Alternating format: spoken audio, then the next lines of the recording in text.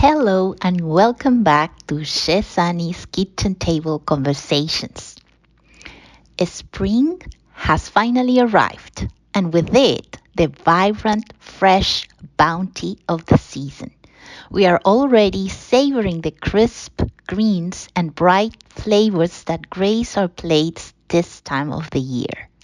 But before we fully step into spring, we want to take a moment to honor the richness winter brought into our kitchens.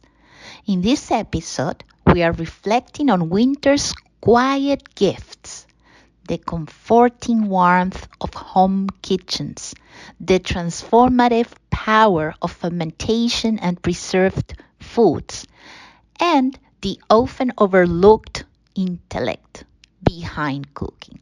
Yes, the thinking that goes into every dish. Joining us today is Clare Duncan, an artist, a classically trained chef, and a pastry chef with a remarkable culinary journey. Claire began working in commercial kitchens at just 14, and by 15, she was apprenticing under none other than celebrity chef Greg Malouf. Her perspective blends creativity, discipline, and a deep love for food, and we are thrilled to have her at the table with us. So grab a warm drink, settle in, and let's dive into this conversation that celebrates the art, science, and soul of cooking. Welcome, Claire. Thank you again for enabling me the privilege of talking with you. My life, I thought about the metaphor of winter as something not to be celebrated, as probably coming from Latin America. It was like, oh, the northern winter. Even when I was in Australia during autumn, it was so freezing for me. So Mm, my body and my psyche it's not necessarily or didn't like that. mm, Now that mhm. in a decade almost living here in America and having lived so many winters and then going to Canada as well frequently and spending some winters there as well had made me love and embrace and see the beauty in winter. So I wanted to talk Mm. about the beauty that we found through our cooking in our kitchens, commemorating or honoring the winter that is leaving, the season, the winter season that is leaving, to embrace Happy Easter and spring, of course. But let's talk about the good things that the metaphor of winter in our kitchen brings. Yes, well, definitely from the commercial kitchen aspect for me, I always found working in winter so much easier compared to summer because you can just sort of, you know, really keep yourself warm in the commercial kitchen because you're moving around a lot. It, you never really get that cold unless you're sort of, picking herbs or something for hours. But in addition to that, as a home cook, the use of so many ingredients, sort of spices and the roasting of dishes, sauteing things off, slow cooking. These are things that I would only really do in the cold weather because here in Australia in summertime, we don't really even turn the oven on or the rarely use the stove top. Just that one there. Because it just heats up the house too much and yeah, it's just uneconomical as well. Um, Yes, I suppose the things that are in season through summer here are designed to be fresh. Um, so yeah, we have lots of salads, or if we have seafood, maybe we would just cook it outside. but it doesn't heat up the house. But winter is actually probably one of my favorite, one of four of my favorite seasons, because I think I do my best sort of personal introspective work through winter. It gives me time to sort of, you know, I'll cook dishes that take all day, instead of just like things to get done, because I think it's such a personal sort of quiet time, and I am an introvert, and so that kind of space that allows it in winter when it's all grey outside and nothing's really going on, it's heaven for me. And on that preservation as well, like I've always drunk a lot of tea in my life, which is a kind of preservation. It's fermented and dried, and yeah, I suppose it's a comfort thing as well. And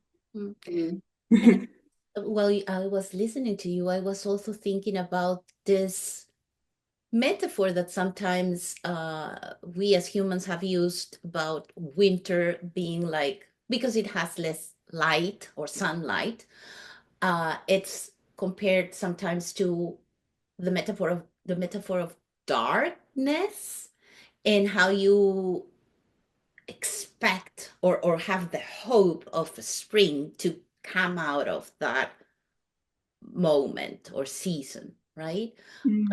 And talking in connecting this to cooking and kitchens, is you've mentioned something key: enjoying being, or the privilege, right, of enjoying being home. And for me, part of winter, or the part that I like the least probably, is less light, because I'm a light person. No, but no, but I have enjoyed that during times of less light, there's always the opportunity probably to retreat from the outside and find that warmth and probably opportunity for intimate reflections, and while doing these things in the kitchen, like cooking. I don't know, for me it's winter is soups. I don't soups unless it's winter. And now that I'm learning Thai recipes, I use a lot of coconut milk and seafood and lots of spices, and it heats up my spirit.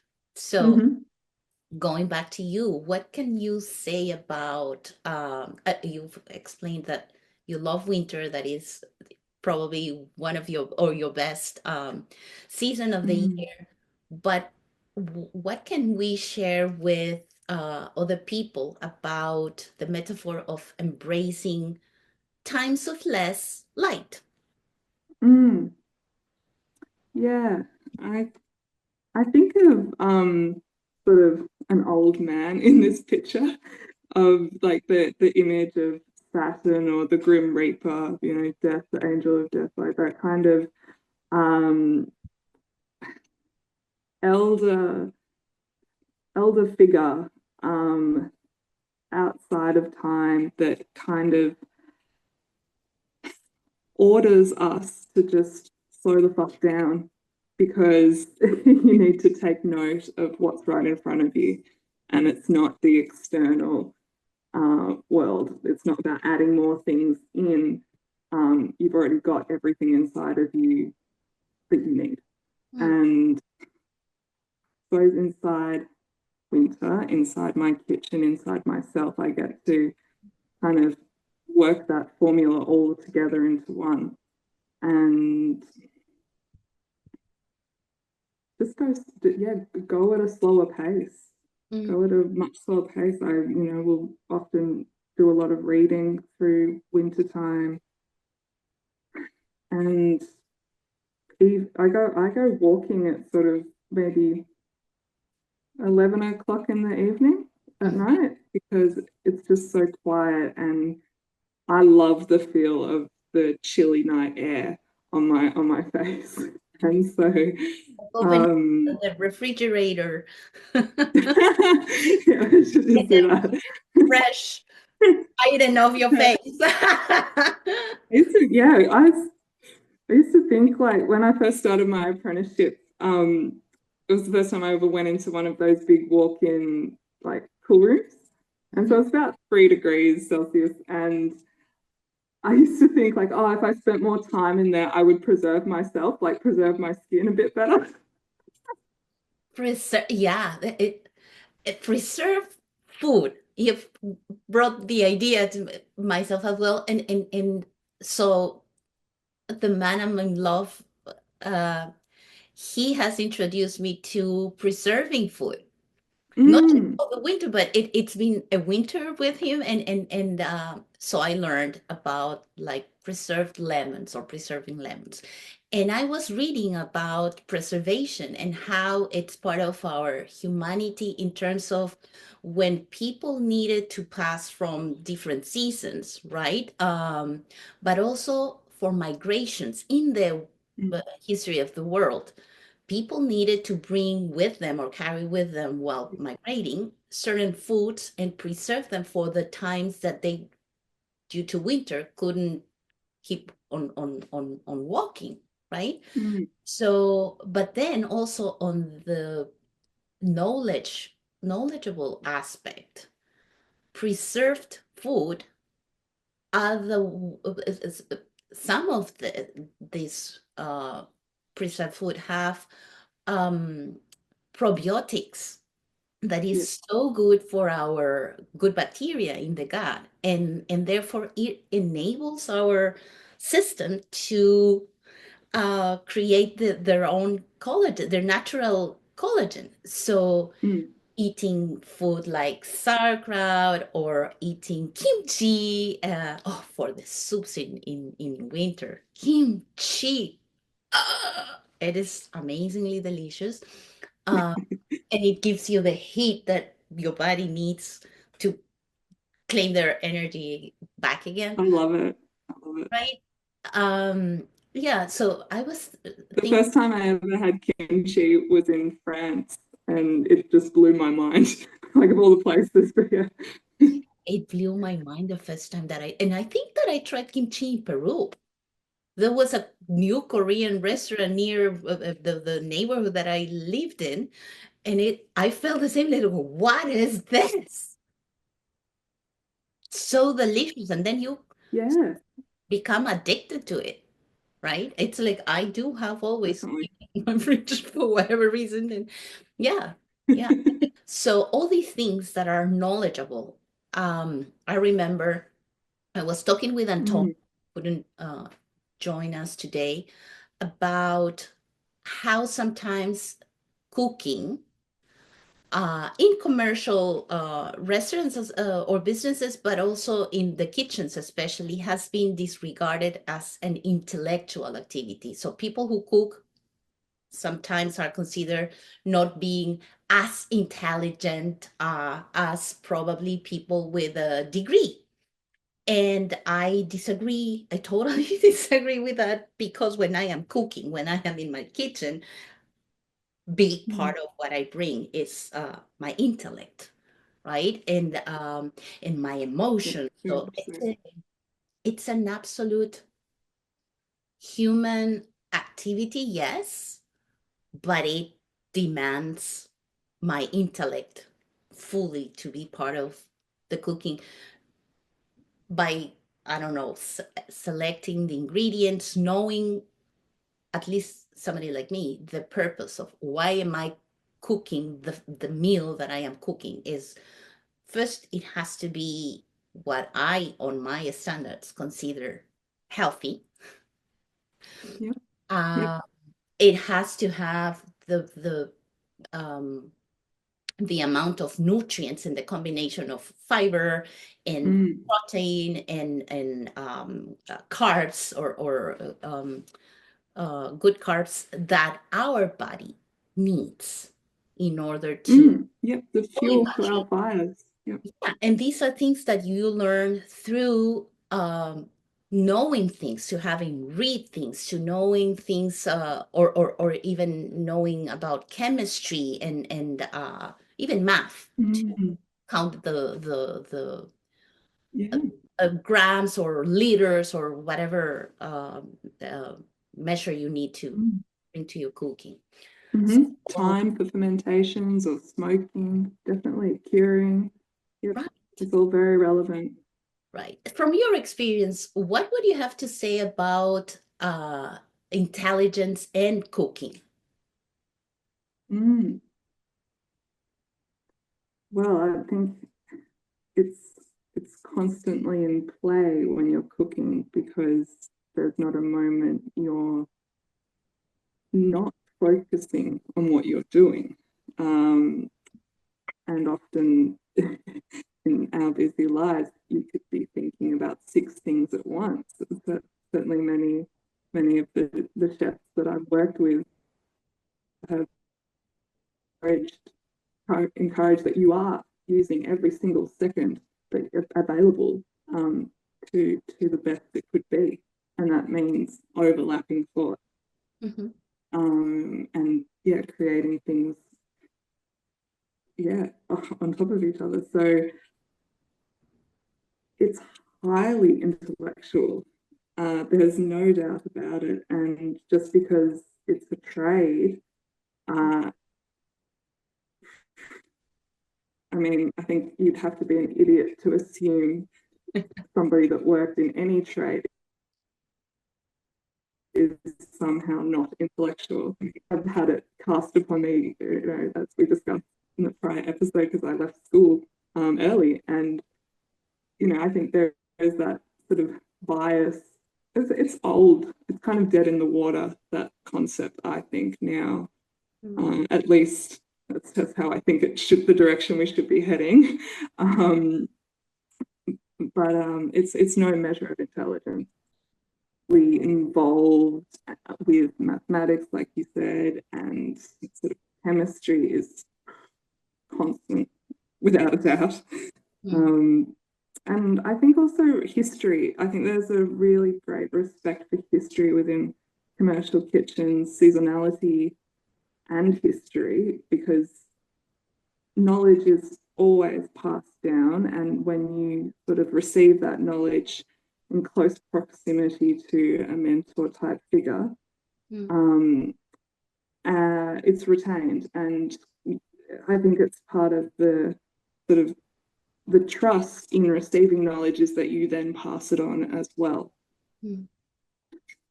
This last idea from you to the book that we will review this or share this month. And it's an essay from Alton Brown that tells his story when he was studying cooking, and his chef told him, his master, his teacher, asked him, because he wasn't succeeding initially, and he thought of himself like being less capable of doing that like his other classmates, and the professor asked him, okay, no, he didn't ask, he said, there are 2 types of food, good food and bad food, and that's it. He didn't say which one was what, but then all along the time he was studying, he ended up at the end of the essay sort of reflecting on, it doesn't matter if it's good or bad food. What it matters is that you did the exercise of questioning yourself in your kitchen, from your cooking. Why are you doing this? What is the purpose of your cooking in your kitchen? And it's so important. The reason that is behind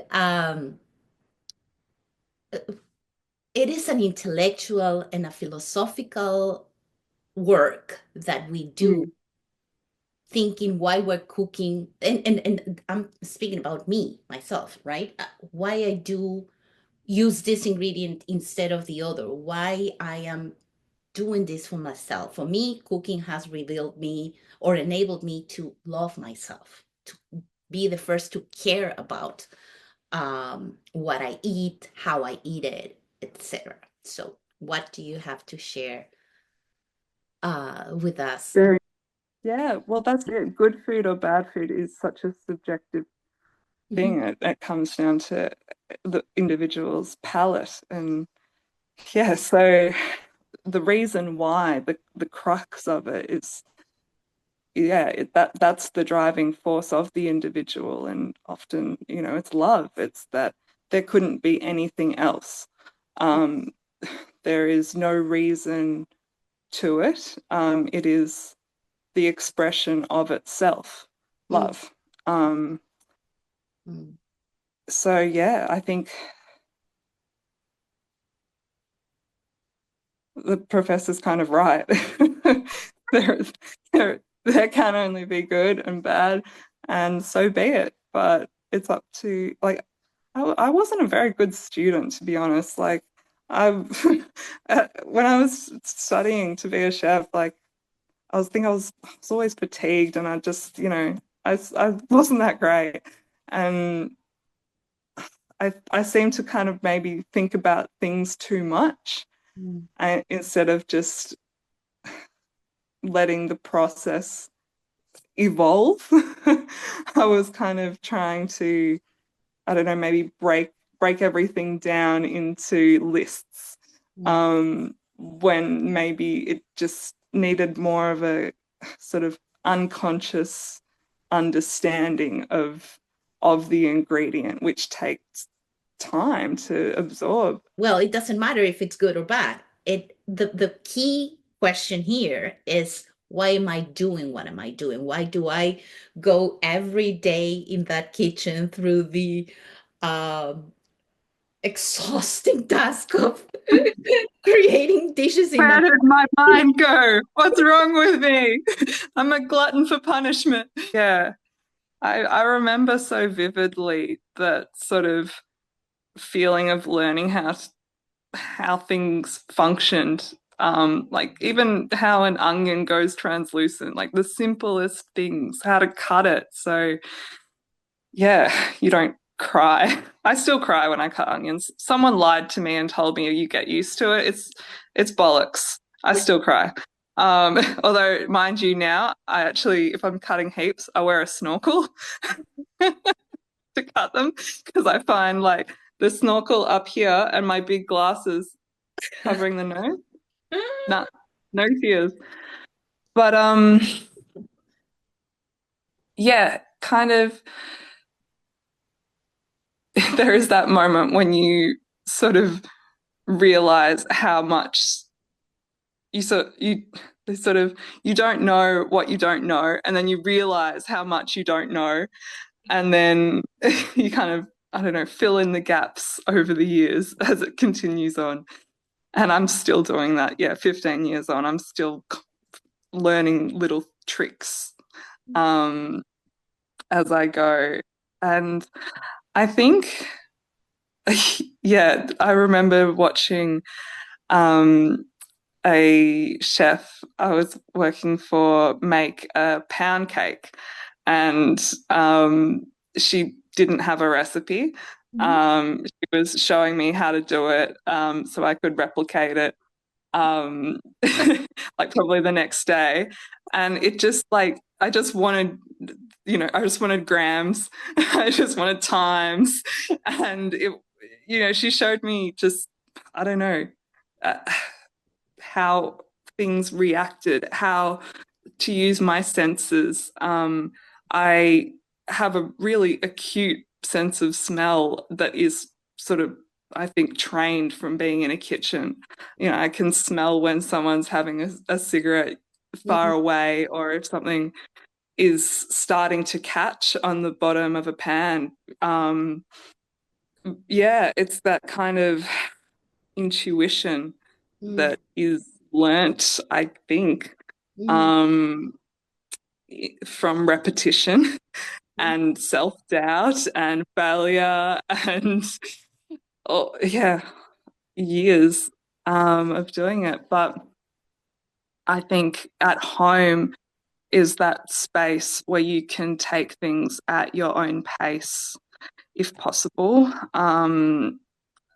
After, I would finish shifts at work, I'd often there'd be something that was stressing me out that I needed to be able to do the next day. So one of the things I remember was I knocked off work at probably 1 a.m. By the time I got home, it was 2. And the next day, I think I started at 9. And it was my job to be on staff meal. And I think apparently, I needed to make, I think it was a bolognese or lasagna or something. And it was the roux. The roux was kind of the first, the thing that I was at my first year of apprenticeship level. I hadn't done a successful bechamel in my life. And so I tried to make it at home. It was, at my mum and grandma's house in Northcote, and my grandma got up, she popped the kettle on, and we had a cup of tea at the early hours of the morning. And she was honest. I hadn't cooked the flour out enough. It still tasted like raw flour, and despite still trying to cook it, it didn't do it. But the next day, when I did do the staff meal, I just kind of did the flip, and I really cooked it. I basically fried the flour in the butter, and so it was sort of that very caramel color, which I actually favor now. I love burnt butter. And so I needed to sort of do it at my own pace, even though it was stressful.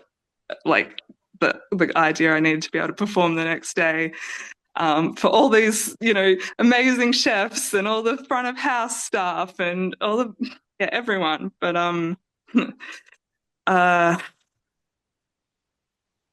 it was quiet. It was quiet in the early hours of the morning. I could practice quenelling in the bullet or ice cream and just sort of kept stuffing it up. But yeah, all these little things, even how to hold my knife properly.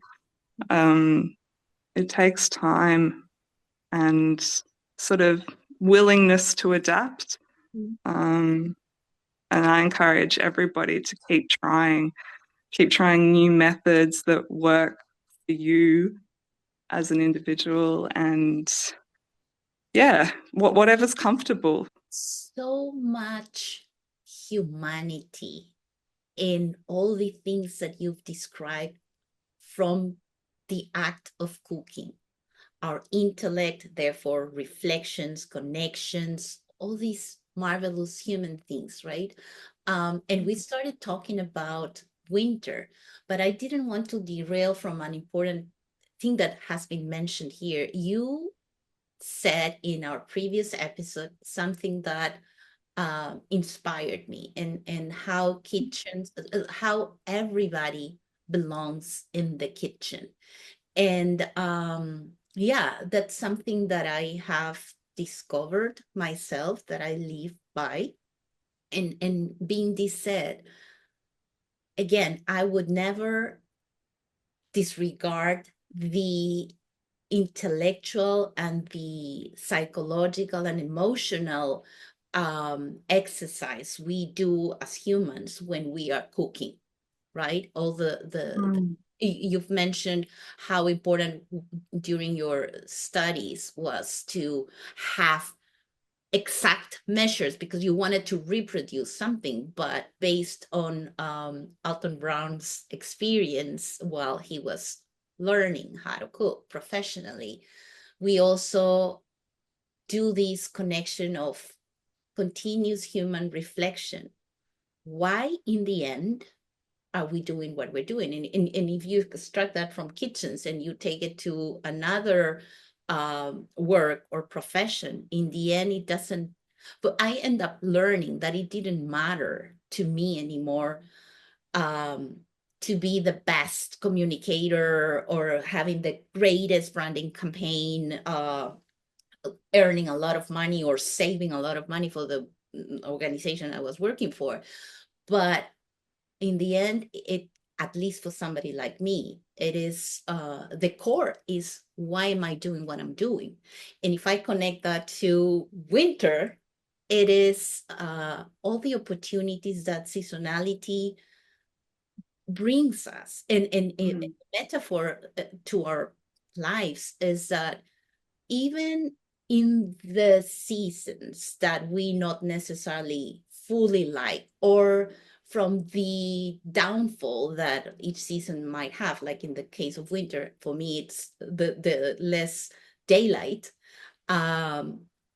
It started our conversation mentioning in the private sphere, the coziness of your kitchen during winter, right? It's the place where you can retreat for receiving or feeling that warmth that metaphorically kitchens represent. So I wanted to give way to embrace spring, like the renewal, the metaphor of the renewal and the rebirth and the opportunity to refresh, right? But having in mind the good things that come out of winter.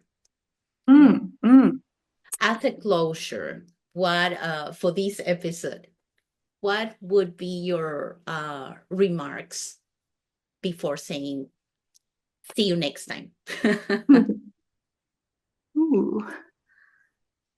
I suppose what I always feel my role is in the kitchen is to kind of serve the ingredient.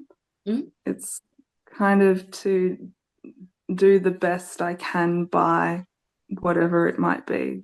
If it's that tomato, to accentuate its qualities, or if it's a really nice olive oil, to have that olive oil shine through at the end, so I don't, alter it with temperature. Or just I think to pay importance to whatever it is you might be working with, and to try and think about what it is you like about it, how maybe things can be more beneficial if treated, in an alchemical sort of sense,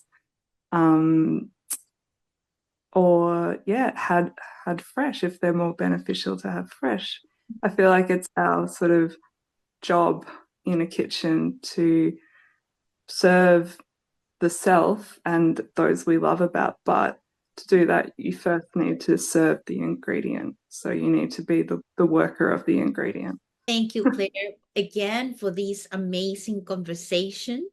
Thanks for having me, Paula. It's always wonderful to see your beautiful face. Absolute pleasure. And we will rejoin again to say goodbye for today. Thank you for having me and talking with me. No, absolutely my pleasure. Thank you for your time and for sharing all this knowledge with me.